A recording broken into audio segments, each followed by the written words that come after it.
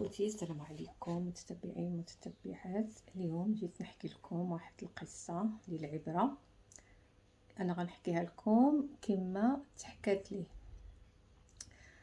المهم هادو واحد جوج بنات كانوا آية في الجمال، وبقدر ما كانوا آية في الجمال بقدر ما كان حتى الهندام ديالهم حتى هو إلا بغينا نقولوا آية في الجمال والرونق.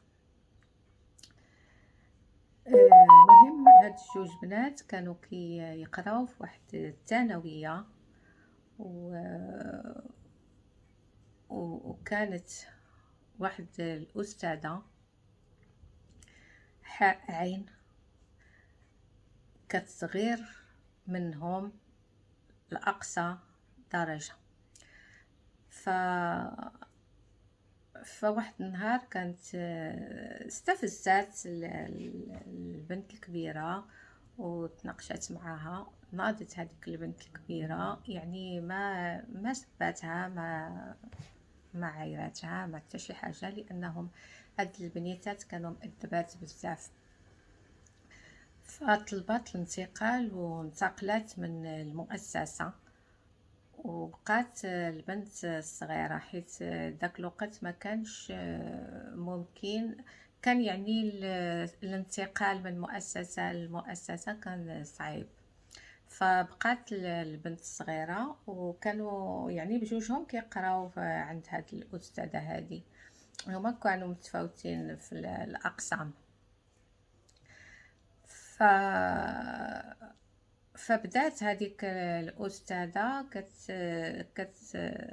يعني كتبغي دوز للبنت الصغيره، مره كتستفزها، مره المهم كل مره وشنو كدير لها. ولكن داك البنت الصغيره كانت يعني كتحاول ما تصطدمش معاها وكتجنبها وكدير براسها ما شافت والو، ما سمعت والو، ما حتى لواحد النهار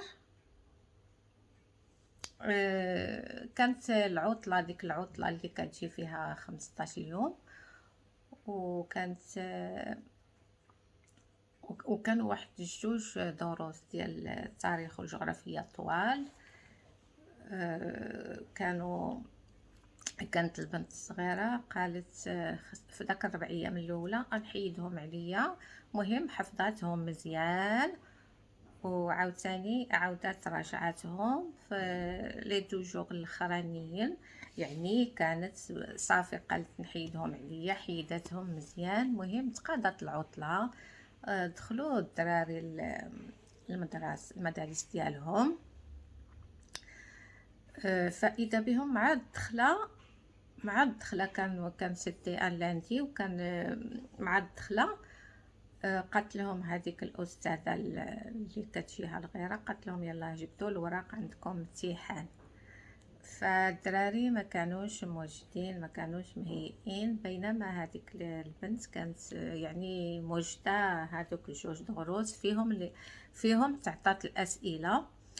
المهم تعطات الاسئله، البنت الصغيره جاوبت مزيان وكانت فرحانه حيت وجدات هذوك الدروس في داك خلال داك العطله ديال 15 يوم. المهم دازت واحد 20 يوم هكذا ياك، غترد عليهم الاستاذه داك النقاط ديال الامتحان فردات عليهم الوراق والنقاط. وكانوا الدراري كلهم ما خدموش مزيان، كانوا جايبين 4 و6 على 20. الوحيدة اللي كانت جايبة 18 على 20 هي هاد البنت الصغرى اللي وقع لها المشكل. فديك الساعة قبضت الأستاذة ديك الورقة ديالها وقالت لها ما يمكنش انتي بوحدك تكوني جايبة ديك النقطة اللي هي 18، وانتي بوحدك اللي كنتي وجدتي، اللي زعما كنتي موجدة هادوك دوك الدروس، والدراري كلهم او التلاميذ والتلميذات كلهم جايبين 4 و6 على 20. دونك انتي نقلتي، قالت لها انتي نقلتي، كتقول لها البنت انا ما نقلتش، انتي كتكوني حاضيه، يعني ما يمكنش الواحد ينقل عندك. وحتى التلميذات والتلاميذ يعني عارفين هذيك البنت كي دايره وعارفين الاخلاق ديالها، كيقولوا لها راه ما نقلتش وماشي من النوع اللي تنقل، وانتي كتكوني حاضيه مزيان، يعني يكون هذاك وراه حصلتي هذيك الساعه وانتي كتكوني حاضيه مزيان. فقالت لهم ماشي شغلكم نتوما، ماشي شغلكم. المهم بقات البنت كتقول لها انا ما نقلتش، والله ما نقلت، وانتي زعما راه عارفاني انا ما نقلتش لانك كنتي حاضيه مزيان. وفعلا البنت مسكينه ما نقلاتش. فظلمتها هذيك الاستاذه وقالت لها غادي نعطيك 0. فتصوروا من 18 على 20، والكوفيسيون كانت على 3، دونك 18 ملي كنضربوها في 3 راه هي 54 نقطة. فضيعت هذيك البنت في داك 54 نقطة، والبنت صدقات ساقطة، لأنها وضعت لها داك الصفر في البلوتان ديالها. كان هذاك اخر يعني امتحان دار في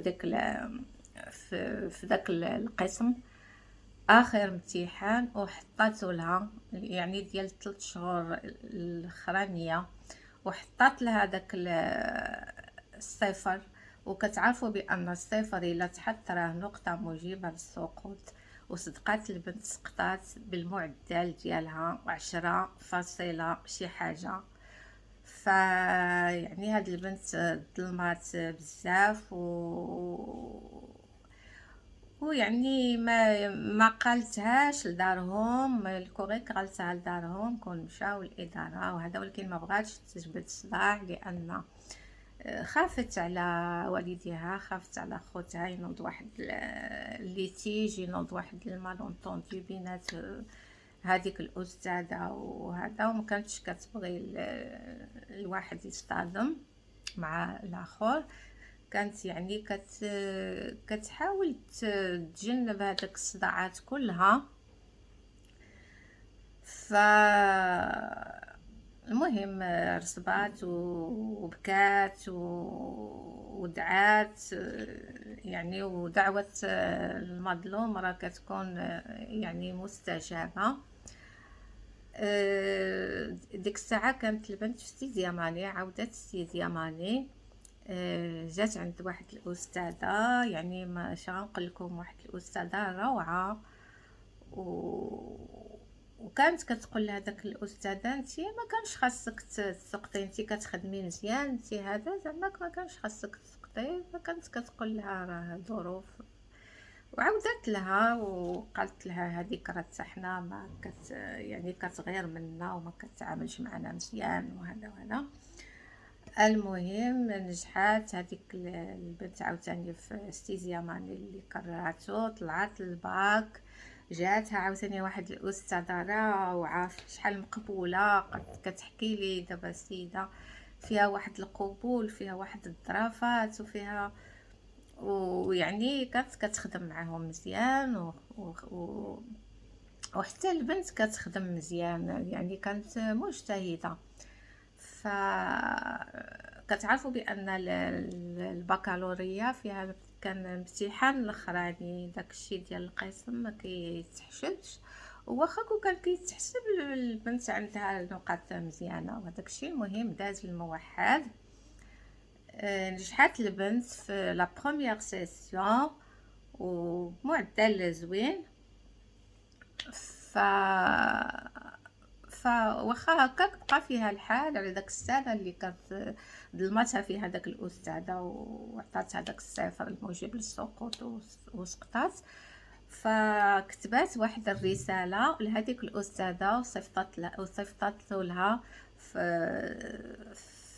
في هذا في لادغيس ديال المؤسسه اللي كانت كتقري فيها، وقالت لها فيها انا كان يعني كنت كنتمنى كون كانوا الامتحانات ديال الاقسام كلهم ولا السنوات الدراسيه كيدوزوا بحال الباك، باش انتي باش ما يتبحالك ما يصيبوا منين يدوزوا التلميذات ولا التلاميذ اللي كيغيروا منهم ويظلموهم ويكونوا سبب في الرسوب ديالهم ويضيعوهم في سنة كاملة بكتوباتها بدفاترها بحفظتها بوقتها يعني واحد سنة راه ماشي سهلة باش تضيع من الواحد. قالت لها انا هي هذيك التلميذة اللي ظلمتيها وكانت جايبة 18 وعطيتيها صفر وهي ما نقلاتش و وضيعتيها في 54 نقطة حتى سقطات. فهي ما كتسمح لك لا في الدنيا ولا في الآخرة، فهي غادي تاخذهم منك نقطة بنقطة. هذوك 54 نقطة غتاخذهم منك نقطة بنقطة من اللحم ديالك غدا يوم القيامة. انا في الحقيقه ملي حكات لي البنت هاد القصه هذه بكاتني واثرت فيا وبقات فيا، وقالت لي ما غنسمحش لهاد الاستاذه هذه يعني واخا قاعد تطلب مني السماحه ما غاديش نسامح لها، لانها خرجت لي على المستقبل ديالي وضيعت لي واحد السنه غير هكذا ياك. دونك فبيت القصيد شنو هو؟ بيت القصيد ان هاد البنت هذه دائما كتفكر بانها ظلمات وخدات داك الصفر في بلاصه 18 وضيعت 54 نقطه ظلما، في حين ان هذيك الاستاذه فين ما كتفكر ديك الرساله اللي صيفطت لهذاك البنت وكتفكر بانها ظلمتها وهي عارفه راسها ظلمها وحاسه بانها ظلمها وكتقول وحاسه بان البنت راه ما غاديش تسامحها لا الدنيا ولا اخره، فكتبقى كتحس بالذنب وكتبقى كتحس بانها غدا يوم القيامه غادي تحاسب على داك الظلم اللي ظلمات هذيك البنت. دونك خصنا يكون قلبنا مزيان، خصنا ما نغيرو حتى من شي حد، خاصنا ما نظلمو حتى شي حد، بالعكس خاص قلبنا يكون كبير، نكونوا كنساعدوا الجميع، نكونوا كنبغيو الخير لغيرنا وكما كنبغيو لنفوسنا نبغيو لغيرنا. وهذه هي القصة للعبرة. يلا السلام عليكم، كنتمنى تعجبكم هذه القصة وهي قصة واقعية وكنتمنى تعجبكم وكنتمنى كنتمنىكم تفاعلوا معايا وتخليوا لي واحد الكومنتير زوين وتخليوا لي لايك. يلا السلام عليكم.